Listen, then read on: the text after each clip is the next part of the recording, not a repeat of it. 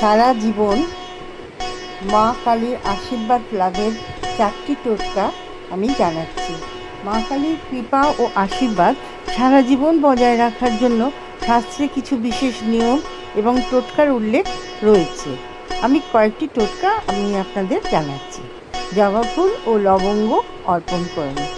নিয়ম করে প্রতি মঙ্গলবার এবং শনিবার মা কালীকে একটি লাল জবা ফুল নিবেদন করুন। পদ্ধতিটা কি বলে দিচ্ছি। ফুলের উপর সামান্য সিঁদুর এবং একটি আস্ত লবঙ্গ রেখে মায়ের চরণে দিন। এতে কী উপকার হবে? এতে মায়ের আশীর্বাদে জীবনের সমস্ত বাধা বিপত্তি এবং নেতিবাচক শক্তি দূর হয়। কর্পূরের আরতিও করতে পারেন। যেমন প্রতিদিন সন্ধেবেলা মা কালীর সামনে কর্পূর জ্বালিয়ে আরতি করুন।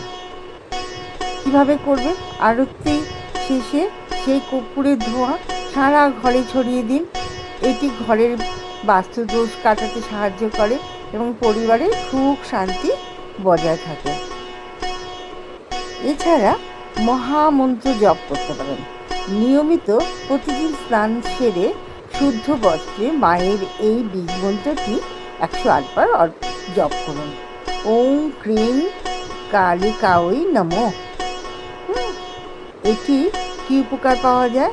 এই মন্ত্র নিয়মিত জপে মানসিক শান্তি বজায় থাকে এবং বাড়ে এবং মা কালীর বিশেষ কৃপাদৃষ্টি লাভ করা যায়। অমাবস্যার বিশেষ দান যদি করেন, প্রতি অমাবস্যায় তিথিতে কোনো অভাবী বা দুস্থ মানুষকে সাহায্য করুন। কিভাবে করবেন? কালো তিল, কালো কম্বল বা অন্ন দান করতে পারেন। অত্যন্ত শুভ বলে মনে করা হয়। মা কালী দানশীলতার প্রসন্ন হন, যার ফলে জীবনে কখনো অন্ন ও অর্থের অভাব হয় না। আপনি এইগুলি করলে অনেক উপকার পাবেন। এই 4টি টোটকা অতি অবশ্যই করুন। টোটকাগুলো করলে মানসিক শান্তি তো আসবেই, সাংসারিক শান্তিও আসবে। এছাড়া মানসিক গঠনও ঠিক হবে, চারিত্রিক গঠন ঠিক হবে, আর সকলের মঙ্গল হবে, সংসারের মঙ্গল হবে, আর মন বাসনা পূর্ণ হবে। তাই বলছি, অতি অবশ্যই টোটকাগুলো পালন করবেন আর মাকে ভক্তি ভরে ডাকবেন। আর আমাকে লাইক শেয়ার কমেন্টস করতে ভুলবেন না।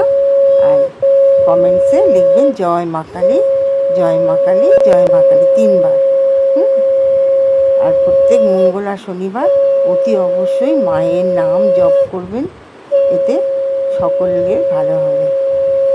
তাহলে রাখছি। সকলকে প্রণাম জানিয়ে শেষ করলাম।